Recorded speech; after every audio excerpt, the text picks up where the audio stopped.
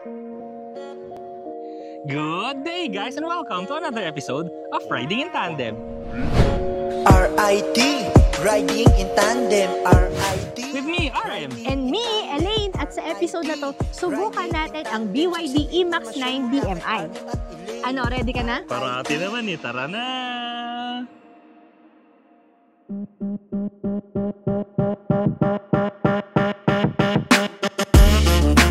Ang makina nito ay BYD Super DMI. Gamit nito ang 1.5-liter turbo high-efficiency generator plus permanent magnet synchronous motor. May motor power ito na 271 PS at may motor torque naman na 350 Nm. Ang full electric range nito ay 170 km at ang extended range naman ay 1,000 km. Gamit nito ang BYD Blade battery na may battery capacity na 36.6 kWh.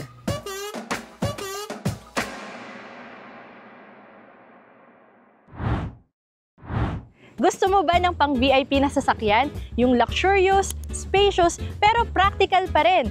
Sakto sa'yo itong BYD E-MAX 9 DMI. Klase ang design sa unahan.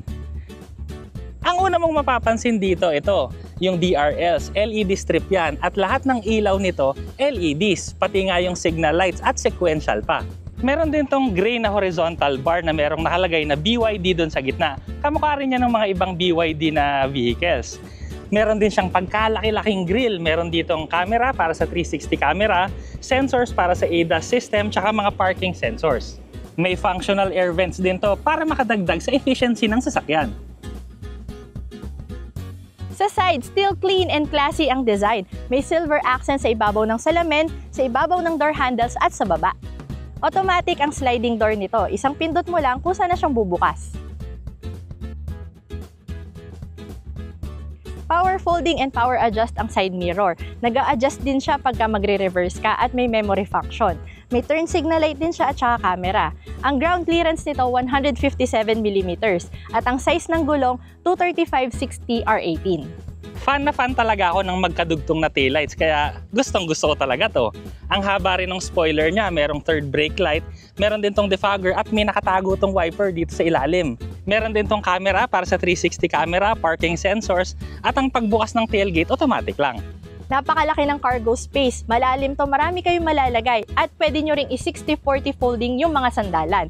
Magkaiba pa sila ng pindutan na, pero kung gusto mo ng more space, pwede mong tanggalin yung buong third row seat. Matatago siya dito sa malaking butas.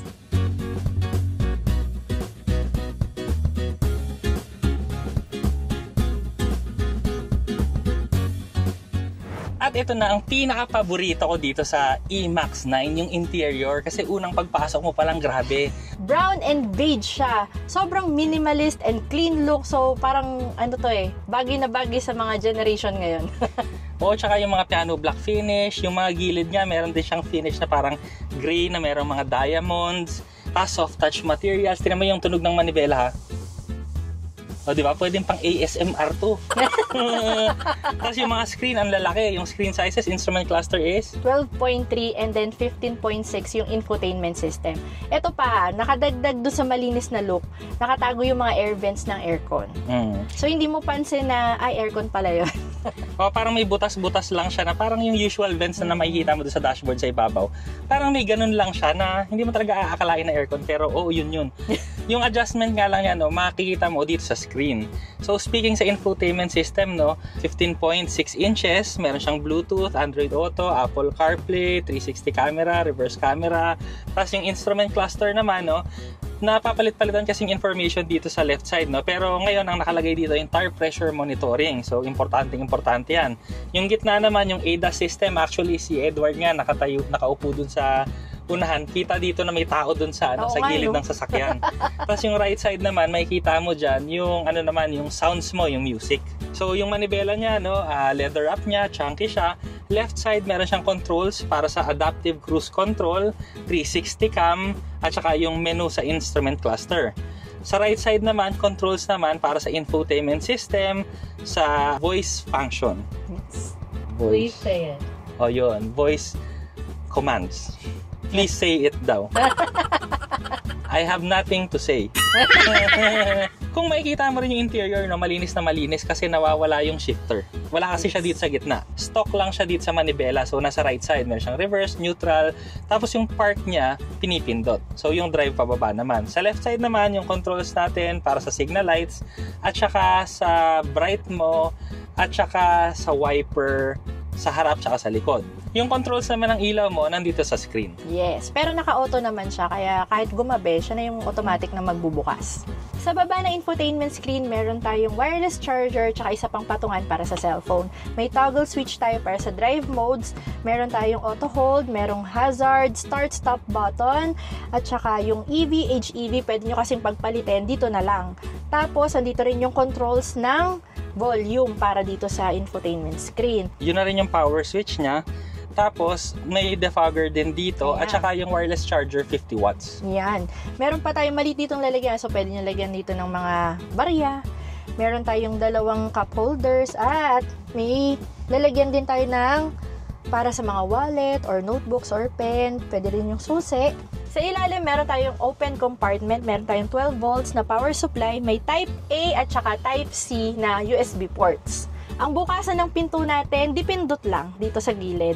Pero, meron din siyang manual na bukasan nandito sa loob ng compartment ng pinto.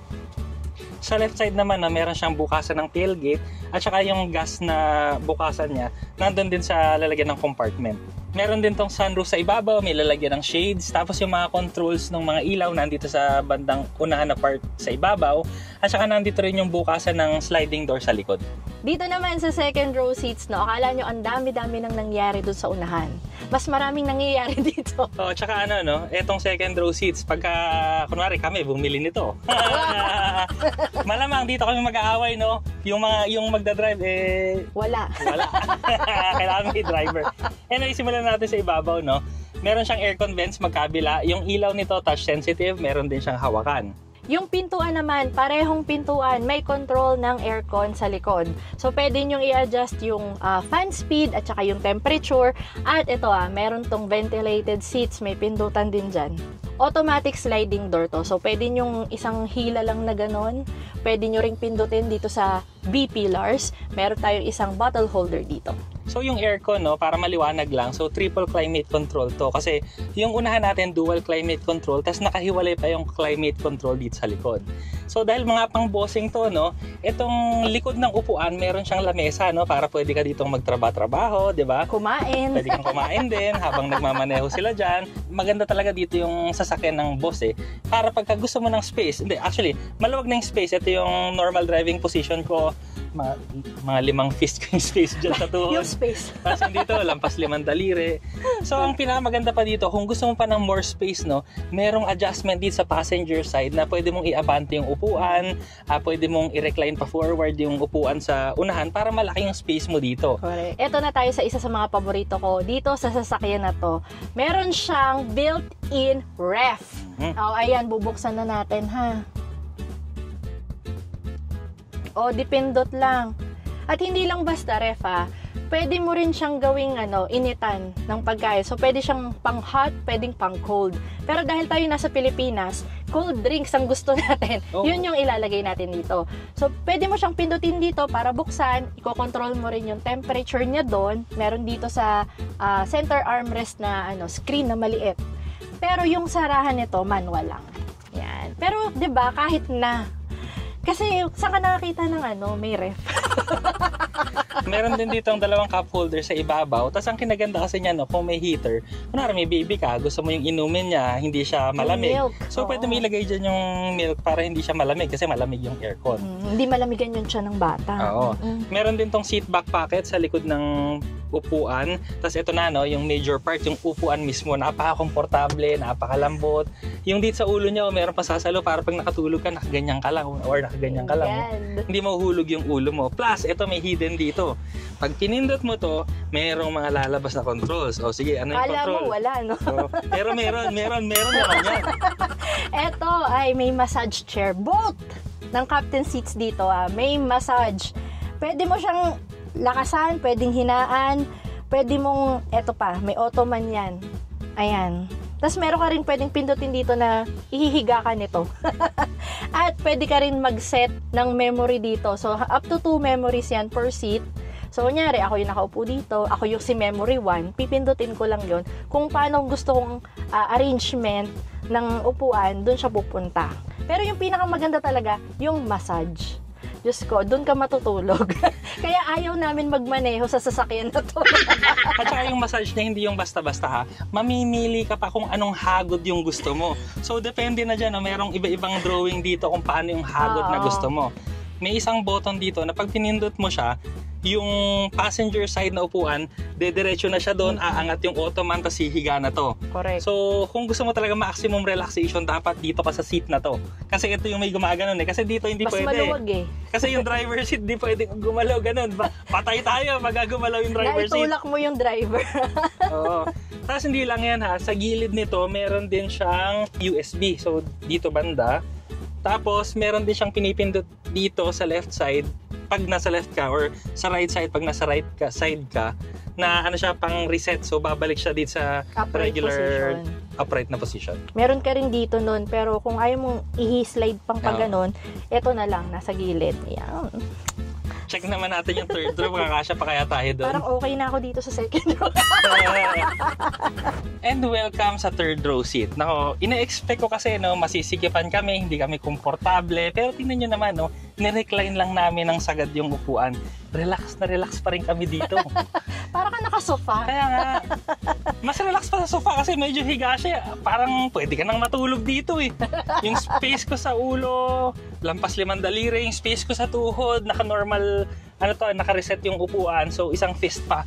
So, kahit mag-slouch ako, pwede pa rin. Kahit long distance, pwede pa rin to. Parang hindi lang to pang bata eh. Pwede rin siya talaga sa matanda. Kasi maluwag talaga. Kasi hindi mo rin ini-expect na sa third row seat ka. Oh. Sa luwag niya. Ganun. At saka, hindi matigas yung upuan. Malambot. Pero pag dalawa ha, kasi pag tatlo, syempre, medyo sisikip ng konti. Pero pwede pa rin. Pwede. Tapos, sa ibabaw, meron din siyang hawakan, merong aircon, meron ding touch-sensitive na ilaw, meron pang sabitan dito sa pillars niya. Tapos, merong adjustment pa to ha. Hindi lang electronic yung likod, pati ito electronic din yung adjustment. So, Ayan. pipindutin mo lang, ayan dumidiretso na siya, or kung gusto mong higa mo siya, pindutin mo lang. Di ba? Tsaka bukod yung sa side niya, tsaka sa side ko, kasi may controls din ako dito.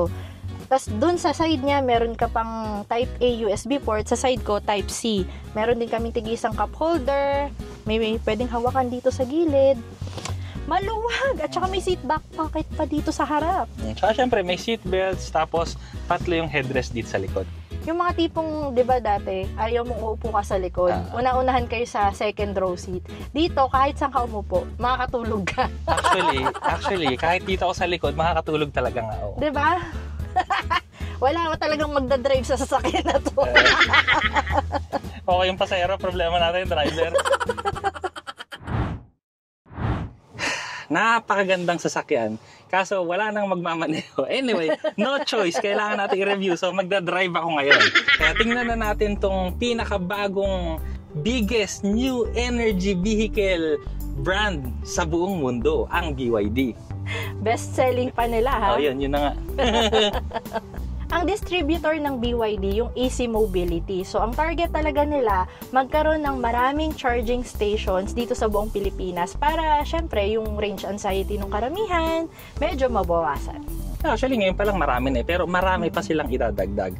Pero kamusta bang imaneho to? Una kong napansin kasi pagpasok ng suspension, napaka-komportable talaga. Yung mga kalsada kasi dito, syempre, yung usual na semento na talaga namang hindi siya kasing kinis ng aspalto. So, napaka-komportable dito. Yung steering din ito, napakaganda, malambot siya. Tapos, may slalom. Mama, ipapakita ko na lang sa inyo doon sa slalom na talaga naman ang handling nito kahit pa van siya, para kang naka-crossover lang. Try muna natin ngayon yung turning radius kasi nandito na rin tayo eh. May island dito Ito, dito tayo nag-U-turn. Pero grabe Pero wow, di ba? Doon tayo, so parang isa't kalahating lane lang siguro. So napaka-daling i-maneuver niya dahil yung gulong niya sa unahan parang nagpaparallel. Parang nababali. Parang hindi siya gumagana, parang nababali yung gulong sa unahan, grabing lumigo siya. So yung throttle response din ito, ngayon naka-eco mode lang tayo, EV. paahon tayo, pero kita nyo, sisiw na sisiw, kayang-kaya yung bigat ng sasakyan, yung braking din, napakaswabe. Siyempre, wala rin tayo yung shifting dahil nga naka-EV mode tayo ngayon. Napaka-komportable at napakatahimik nitong sasakyan. So, itong sasakyan na to, no, bagay to dun sa malalaking pamilya na, yung medyo maraming anak na, no? Kasi pwede nyo na silang iupo dun sa second row tsaka third row seats. Pero at the same time, gusto mo kasi yung prestige, luxury. Yung parang pagsakay mo, wow, doon ako. Sumakses na ako sa buhay. So, VIP talaga yung feeling, no? Actually, kahit ikaw yung driver, VIP pa rin yung feeling mo sa sobrang ganda nitong dashboard. Ang lakas ng power nitong sasakyan na to kahit umaahon tayo, no? Kasi nga meron tong electric vehicle, yung torque nito instantaneous at saka malakas talaga yung hatak ng kuryente. Pero ito kasi, no, DMI technology to. So, ibig sabihin nun, hindi lang electric vehicle ito. So, dalawa to. Dual motor. Dual motor. Meron tong gasoline engine at saka meron din tong electric motor. So, pwedeng dalawa kasi na yon yung bumanat sa pagmamaneho mo or pwedeng isa lang. Pero sa ngayon, no, EV lang naman yung gamit natin pero napakalakas na. Plus, naka-eco mode lang tayo. Speaking of eco mode, no, meron nga rin tong mga mode. So, eco mode, normal mode, sport mode, snow mode. Yun. Yun na yun. Yun na yun pala. Uulit na pala siya. At dahil dual motor to, no, mas makakatipid kayo ng gasolina. Pwede kayong mag full EV mode dahil din mas matipid din at mas mura ang kuryente. Makakatipid ka rin sa cost of ownership nito kasi dahil nga hybrid siya, mura ka na nga sa kuryente, konti lang yung isisip niya na gas, tapos yung maintenance mo every 10,000 kilometers lang. So talagang makakatipid ka pati maintenance. So ngayon, dito naman tayo, no, ite-testing lang muna natin to. Ang capabilities. Kamusta ba? Siyempre, laki-laki nito, no? Van, pero kamusta kaya to pagka medyo nilagay mo sa limits? I-limit lang natin siya ng konti. So, papaalala lang po natin, meron tayong space dito na controlled environment. Huwag nyo itong gagawin sa kalsada, sa public roads. Oh, ayan. Tetestingin natin para masabi natin na wow, nakita ko na tinesting nila yan. So, ang unang gagawin natin na slalom. Titingnan natin, no, kung kamusta ba yung body roll nito. Ano ba? Malala ba? O ano ba? Edi, tingnan natin. Ayan na, yung mga cone sa unahan natin. Let's go. Bilisan natin na ng konti. Ooh. Actually, control na control naman yung katawan, no? Para kang umaalon lang pa side. Oo, pero mild na mild lang. At saka, ang maganda dito, no, kontrolado mo yung sasakyan, hindi na nakakatakot. Yun yung maganda dito, no. Kumbaga, kahit humahataw yung driver, safe ka sa sasakyan. Kasi nga, yung battery din nito nasa ilalim, so lower yung center ng gravity. Kaya, hindi siya masyadong gumaganon. Yung body roll ko nga, parang ganun lang yung nararamdaman. So, ngayon naman, testingin naman natin yung sport mode. Yan. Tapos ilagay natin sa hybrid. Hybrid mode na to para mas matulin tayo, no? Nakalagay sa sport mode, tas dalawang engine yung sabay nagagana. Tingnan natin, uphill yung track natin sa unahan, pero biritin natin. Let's go. 3. Wait lang. 3, 2, 1, go. Grabe, uphill to. Yun. Ayan, nag-on na yung makina. Grabe, umiiyak pa yung Grabe. Parang roller coaster yun, Grabe, matutuwa ka pag ikaw yung magmamaneho nito, sport mode mo lang, tas hybrid, parang nagtutulungan yung dalawang makina. Grabe. Ramdam mo yung yung gano'n. Oh. Tapos sabihin mo, sensational, kasi ramdam mo sensation. Ngayon, naka-sport mode tayo, di ba?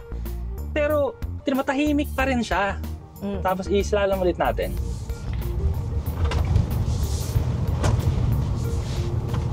Grabe, oh. Woo!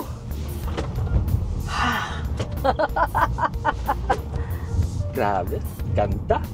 Ganda nga. Matutuwa yung mga nagmamaneho nito, lalo na kung mahilig kang chromatrack. Hindi ka maaalangan. Ang full EV range nito, 170 kilometers. Pero pagka combined range na, over 1,000 kilometers. So, matagal-tagal yun. Malayo-layo pala. Matagal-tagal lang hindi magpapagasolina. Oo, parang kailan mo pa ba mauubos yan? Kung pumupunta ka lang naman sa trabaho, school, kung saan-saan malapit lang, di ba? Yeah, hindi mo mauubos yun. Kasi ang gagawin mo kasi nun, electric vehicle mode na lang yung gagamitin mo. So kung electric vehicle, malapit lang naman yung distansya, mas makakatipid ka talaga. So yun yung advantage ng DMI na technology.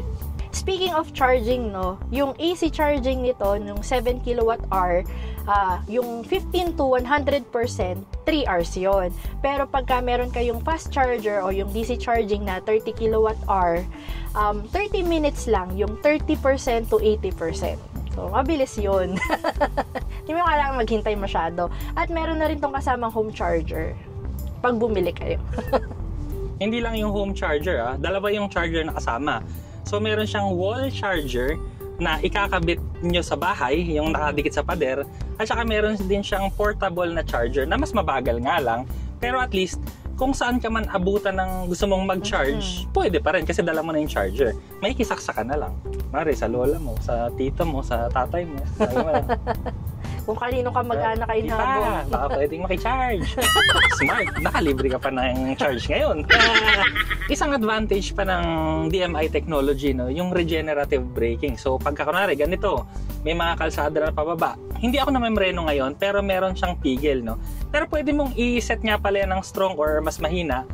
Pero ang advantage kasi nito, no, nag-charge siya ng battery habang bumababa tayo. So, ngayon yan, no, nagsa-17 kWh. Negative pala. Nag-negative 21 kWh. So, ibig sabihin nun, imbis na palabas yung kuryente, no, papasok pa dito sa sasakyan yung kuryente.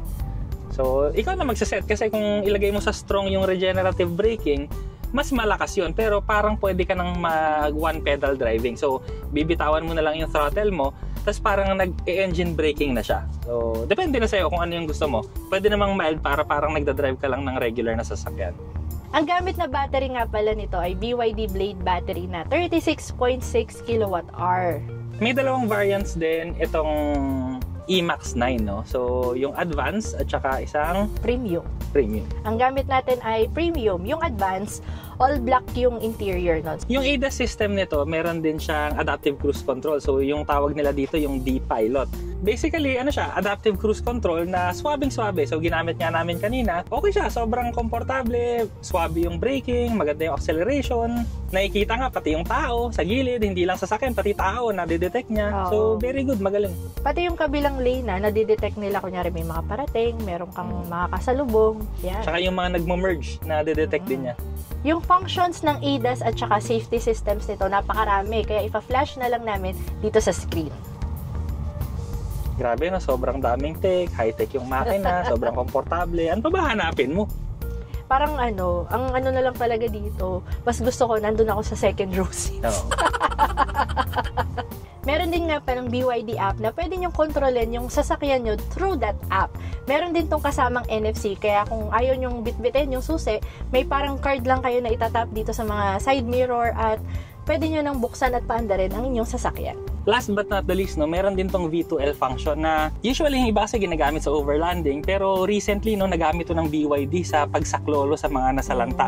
So, ang ginawa nila, dinala nila yung sasakyan ng BYD dun sa nasalanta, tapos nagpa-charge sila ng mga cellphone, tsaka yung mga ibang appliances na kailangan. Yun, nagamit nila. So, kahit pa paano, nakatulong na yung BYD, di ba? Ang galing. Pero, ang importante kasi nito, kung meron kang BYD na sasakyan, so hindi mo na kakailanganin yung tulong ng BYD kasi meron ka ng sarili mong BYD. So, Correct. pwede kang mag-charge ng cellphone mo, pwede kang magluto, pwede kang mag-electric fan, pwede kang mag-ilaw, lahat yan, dahil nga sa V2L function, so sasaksak mo lang, yun na yun. Kung nagustuhan nyo tong sasakyan na to, pwede na kayong magpa-reserve in advance sa kahit anong BYD na malapit sa inyo. Maraming salamat po sa BYD Cars Philippines sa pagpapahiram nila sa amin ng sasakyan. Kung naghahanap kayo ng van na premium, luxurious, mag-e-enjoy lahat ng sasakay to the point na imamassage kayo at meron kayong cold drinks, subukan nyo na to. Dagdag ko lang dyan na kompleto talaga yung tech ng sasakyan na to at isa pa, sobrang practical dahil sa DMI technology. Makakatipid ka sa running costs at makakatipid ka rin sa maintenance. Maraming salamat sa panonood! Sana nag-enjoy po kayo at may natutunan kayo sa video namin. O, next video na! RIT, riding in tandem. RIT, riding in tandem. RIT, riding in tandem. Siksik na impormasyon. impormasyon mula kay RM at Elaine.